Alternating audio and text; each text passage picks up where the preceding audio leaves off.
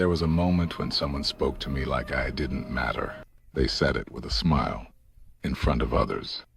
And I stayed quiet. Not because I agreed, not because it didn't hurt. I stayed quiet because I didn't know if I was allowed to speak. I told myself it wasn't worth it. I told myself I was being mature. But the truth is, I was scared. Scared of being seen as too much. Scared of losing their approval. That silence didn't bring peace. It brought shame. And slowly, I realized something. Every time I stayed quiet after disrespect, I was teaching them how to treat me. I was also teaching myself that my voice didn't matter. That moment was years ago. But what I learned changed everything. And today, I want to share it with you. Kindness is powerful. But without boundaries, it becomes confusing. What was meant to express care begins to look like compliance. What was intended as patience is mistaken for permission. And before you realize it, people are no longer appreciating your softness. They are using it. Not because they are evil, but because you never showed them where the line was. And when there is no line, human nature will test. It will stretch. It will assume.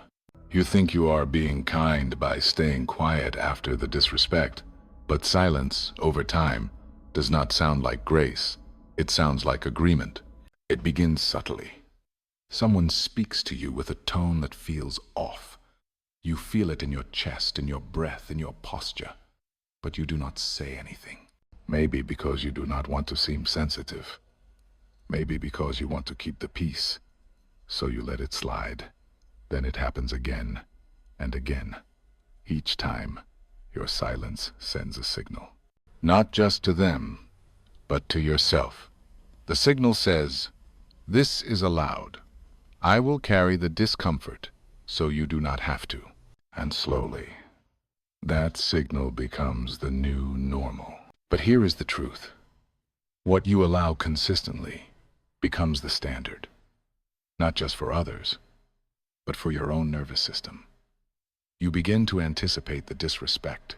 You begin to adjust your behavior to avoid it. You begin to lose the sense of outrage that once told you this is not okay. And when that happens, kindness becomes dangerous. Because now, it is not a gift you are offering. It is a pattern you are trapped in. People do not change because you are kind to them. They change when they are held accountable. They change when there is a consequence. When something shifts. When they feel the loss of access to your energy. But if you continue to smile through the sting, laugh it off, carry it in silence, they never learn. Not because they are heartless, but because you have trained them to believe that disrespect has no cost. Kindness is still a virtue, but without boundaries, it is incomplete. A boundary is what gives your kindness strength. It says, "I will treat you with respect, and I expect the same in return." It says, "I will give you grace once, but not forever." It says, "I will not match your energy, but I will remove mine if you abuse it." And that is not cold, that is clarity. You do not have to become loud to draw a line. You just have to stop pretending that silence is kindness. Sometimes, the kindest thing you can do for yourself and for the relationship is to name the truth. This crossed a line. That tone was not okay. I do not feel safe in this dynamic. And if your truth is met with denial, then silence has done its job. It revealed what words were not allowed to change. The world often rewards women who tolerate, who smile, who accommodate. But that is not strength. That is survival. And you were not born to survive people. You were born to be seen fully, to be respected wholly. And that respect begins with you. The first time it feels wrong, say something, even if your voice shakes, even if the room goes quiet. Because the more you delay that truth, the more your silence starts to sound like consent. Kindness is beautiful when it stands beside strength, but on its own, it can become a mask, a way of avoiding the hard moment, a way of preserving comfort while sacrificing yourself. And you are allowed to stop doing that now. You are allowed to protect your softness by first protecting your standards. You are allowed to walk away from what no longer respects your presence. And you are allowed to do it without explaining, without apologizing, without needing anyone to understand why. There is a quiet danger in being too available. At first, it feels like generosity, like love, like showing up with your whole heart, even when no one asked. You anticipate needs. You offer help before it is required. You make space for other people's emotions, even when yours go unheard. And for a while, you believe this is what strength looks like, the ability to hold it all, to hold them all. But what begins as care soon becomes currency. And if you are not careful, the people around you begin to expect it. Not with gratitude, but with entitlement. Overgiving is not just about doing too much. It is about giving from a place of fear. The fear of being seen as selfish. The fear of not being needed. The fear that if you stop overextending, you will stop being loved. So you keep pouring, even when your cup is dry. Even when no one asks how you are. You keep giving because the pattern has been rewarded. You are the dependable one, the strong one, the one who never complains. And slowly your identity becomes wrapped around how well you manage everyone else's emotions. But here is the cost. You begin to disappear, not all at once, slowly, in pieces. You stop asking for help. You stop expressing your needs. You stop expecting reciprocity. And over time, you convince yourself that this is normal, that one-sided effort is just part of love, that being exhausted is proof that you care. But love is not meant to drain you. Presence is not meant to be performance. And if the only way someone values you is when you are fixing their mess, then they do not value you. They value what you do for them. Emotional entitlement happens when people begin to believe they are owed your energy, that your time belongs to them, that your patience is unlimited, that your silence means yes. And that belief does not grow in a vacuum. It grows in the space where you stop saying no. It grows in the moments you explained away the disrespect. It grows in the habits you built around keeping the peace at the expense of your own. The problem is, overgivers rarely get the same in return. They often attract people who take more than they give. And because you have trained yourself to find worth in being useful, you stay. You justify. You rationalize. But deep down, you feel it. The quiet resentment. The loneliness that comes from being surrounded by people who always lean on you but never ask if you are okay.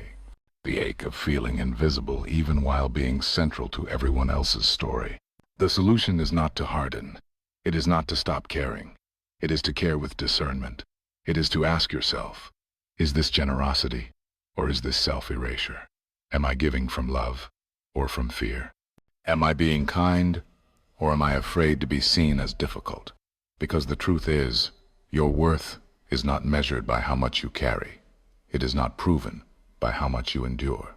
It is reflected in how honestly you show up for yourself. You are allowed to pause, to say no, to let others figure it out without rushing to rescue. You are allowed to give from a place of fullness, not depletion. You are allowed to be loved for who you are, not just for what you do. And most of all, you are allowed to reteach people how to treat you by changing what you offer, how quickly you respond, and what you choose to hold. Because when you stop overgiving, you do not become less loving. You become less exhausted. And from that place of rest, your love becomes clearer, braver, and finally, mutual. Boundaries are not about distance. They are about definition. They do not exist to shut people out. They exist to show people where your presence begins and where their behavior must adjust. Without boundaries, there is no clarity. And without clarity, there is confusion. Not just for them, but for you. You begin to question what is okay and what is not. You begin to allow more than you should, tolerate longer than you need to, and stay quieter than your dignity deserves. And over time, what you tolerate becomes your identity. Not because you are weak, but because you never decided what you will no longer carry. Boundaries are often misunderstood. People think they are aggressive, that they are cold, that they are only necessary when something goes wrong. But in truth, the most grounded boundaries are set before the disrespect happens. They are not reactions. They are values in motion. They are a way of saying, this is who I am and this is how I move through the world. If you want access to me, respect is not optional. If you want closeness, honesty must be mutual. If you want to stay, your presence cannot cost me my peace. When you lack boundaries, you find yourself constantly in repair, constantly trying to fix the consequences of being too open for too long. You explain too much. You forgive too fast. You apologize for what was never yours to own.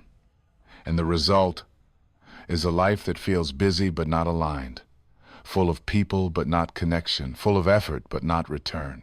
But the moment you set a boundary, something shifts. You feel uncomfortable at first, guilty maybe, especially if you were raised to please, to adapt, to earn approval through sacrifice. But guilt is not always a sign you are doing something wrong.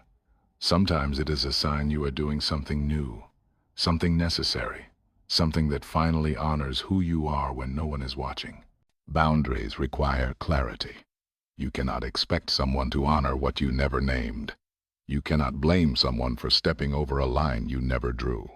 Clarity is not confrontation. It is kindness. It gives people a chance to adjust, to show you how they respond to truth, to show you whether they value your presence or only your compliance. And if someone leaves because you got clear, let them. You are not losing connection. You are losing distortion. And what remains will be real. You do not need to explain every boundary. You do not need to write a speech. You simply need to act in alignment with what you say you value. If you say peace matters, stop engaging what disrupts it. If you say honesty matters, stop rewarding lies with access. If you say your energy is sacred, stop handing it out to those who only take. People learn through consistency, not through your words, but through your behavior. If your boundary is real, it will hold even when it is inconvenient. And you will notice something else. As you get clearer, your life gets quieter. Some people disappear, some conversations end, but your mind softens, your body breathes. You are no longer performing connection. You are living in truth. And that kind of life, though it may seem smaller at first, is stronger because it is built on standards, not survival. So define what matters to you. Speak it when needed. Honor it even when others do not. Let your boundaries become the filter through which love enters. Not love built on pleasing, but love built on respect, on clarity, on truth that does not tremble when it is met with resistance. That is the power of boundaries. They protect your peace not by force, but by alignment. People do not always disrespect you directly. Sometimes they test you first. They say something just off enough to sting, but subtle enough to deny. They joke in ways that do not feel like jokes.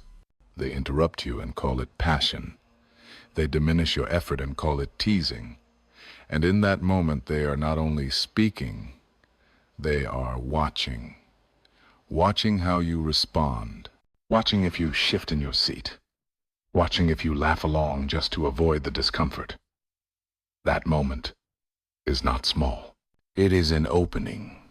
And how you respond becomes instruction. It tells them whether or not your silence is permission. Silence can be sacred. It can be wise. But it can also be misread, especially by those looking for weakness to exploit. If you say nothing long enough, people will start to believe you feel nothing. If you tolerate enough, they will stop asking what you need. Not because they are evil, but because you have trained them to believe there are no lines, that there is no cost, that they can keep testing, and you will keep absorbing. When someone tests you, they are not always trying to harm you. Sometimes they are testing your standard. They want to know what version of you they are dealing with, not the one you post, the one you actually show up as when a boundary is touched. And if what they find is avoidance, if what they see is discomfort wrapped in a smile, They will assume you are safe to push, not safe in a good way. Safe to disrespect, safe to unload on, safe to ignore. But you are not required to be silent when something offends you. You are allowed to pause the moment and name what just happened. You are allowed to say, "That did not feel okay." You are allowed to ask, "What did you mean by that?"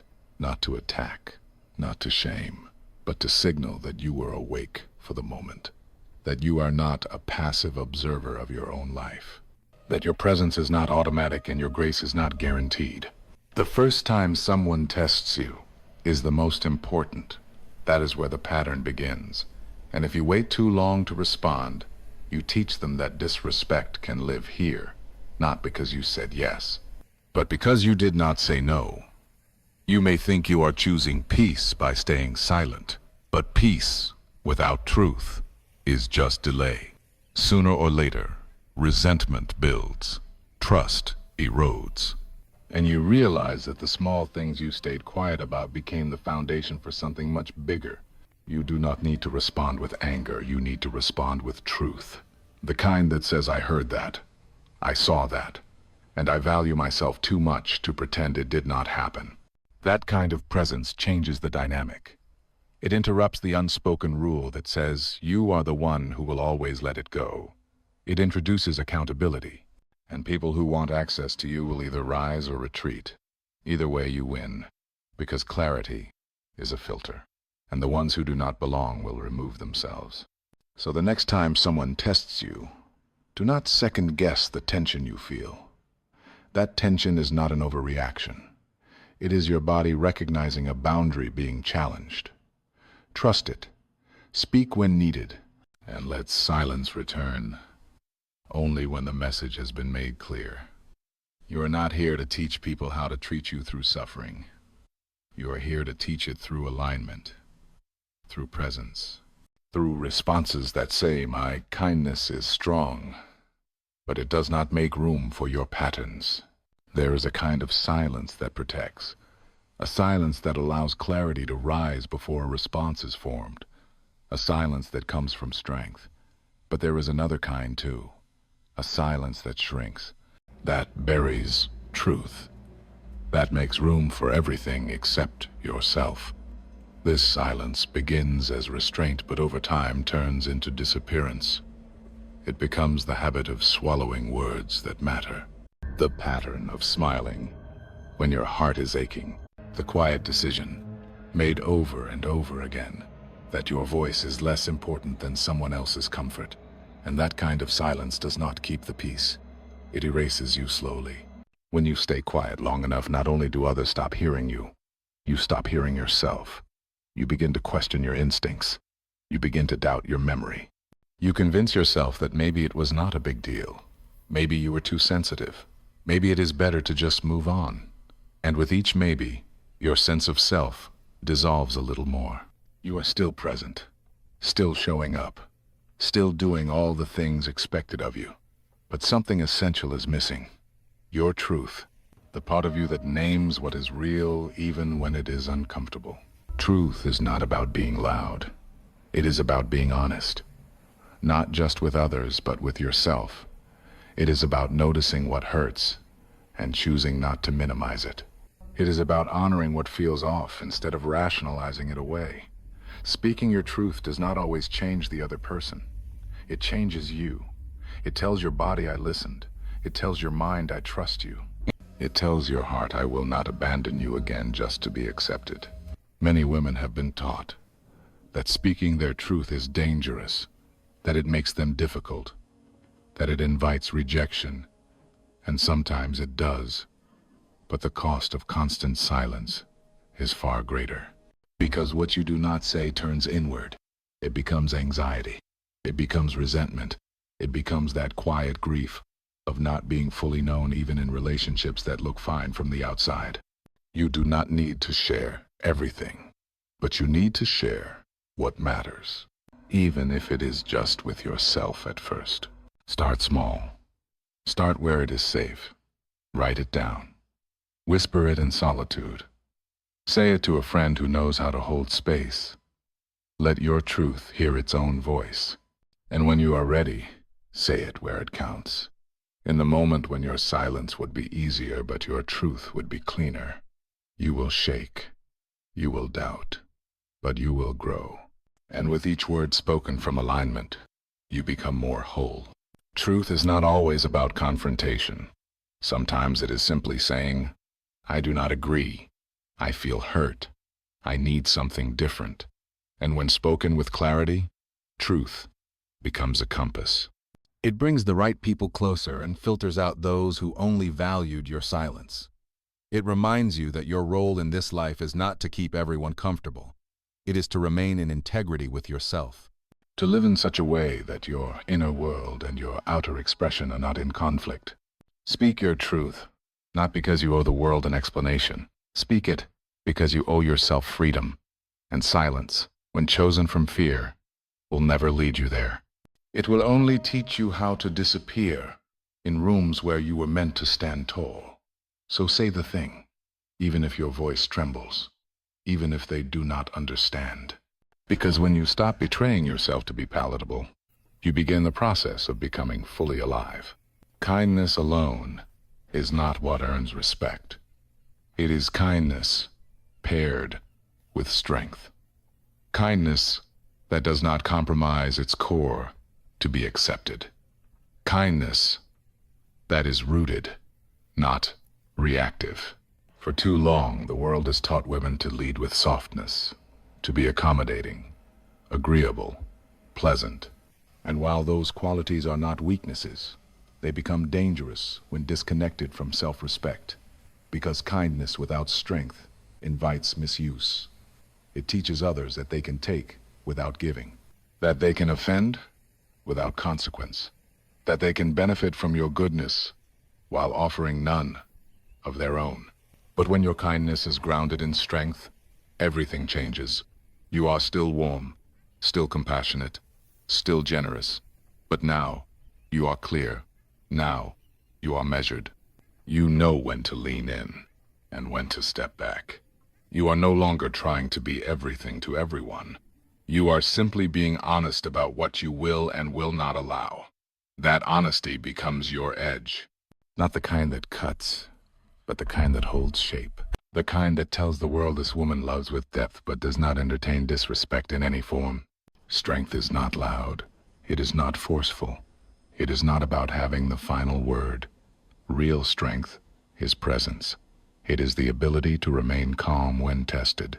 It is the refusal to betray your values just to avoid discomfort. It is walking away from conversations where your dignity is not being held. It is being kind to someone while no longer allowing them access to the parts of you they cannot honor. That kind of strength is quiet, but unmistakable. People feel it even when you say nothing. And here is the paradox. The more strength your kindness carries, the less you will be tested. Because people sense what they can get away with.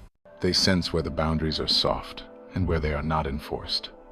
They sense when your compassion is tied to fear and when it is tied to truth. When you are strong, they may not always like it, but they will know. And that knowing creates a different relationship. One built not on performance, but on mutual recognition. Many people confuse strength with hardness. They assume that to be respected, you must become cold.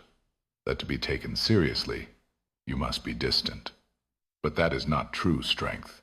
That is a reaction to pain. Real strength is being able to keep your heart open without letting it be walked on. It is being able to forgive without forgetting who someone has shown themselves to be. It is knowing that empathy is not a strategy to avoid conflict. It is a tool for deep connection. Only when used with wisdom, kindness with strength, is what allows you to say no with grace, to walk away without bitterness, to draw a boundary without raising your voice. It allows you to see someone clearly and still choose peace over revenge. That kind of posture requires discipline. It requires you to know what you value. It requires you to stop defining yourself by how selfless you can be and start asking how honest you are willing to live. Because when you blend kindness with strength, you no longer ask people to respect you. You embody it. You become the kind of person who is easy to admire and difficult to manipulate. The kind of person who is trusted not because she is agreeable, but because she is grounded. And that kind of presence shifts dynamics without a word. So do not choose between being kind and being strong. Be both. Be the person who can offer softness without surrender. Be the woman who listens with care, but stands with clarity. Be someone who gives love freely, but only within the space where that love is held with equal respect. That is not too much. That is the standard. And once you live from that standard, the right people adjust and the wrong ones exit. Not because you force them to, but because your energy no longer welcomes anything less than mutual regard. Kindness is most powerful when it is chosen from strength. And strength is most beautiful when it makes space for kindness. Together they do not just earn respect. They make sure you never have to beg for it again. You do not have to raise your voice to reclaim your power. You do not have to fight to be seen. You simply have to stop betraying yourself in moments when silence feels safer than truth. Because every time you choose clarity over comfort, something inside you strengthens. Every time you speak even a few words from self-respect, you rewire what you believe you deserve.